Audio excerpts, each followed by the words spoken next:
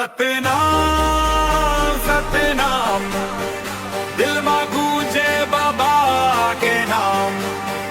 सतनाम सतनाम, घासीदास बाबा महान। ना जात पात ना झूठ फरेब, बाबा सिखाई सादा ढंग। सच के रास्ता चल के देख, जिंदगी बन जाई रंग।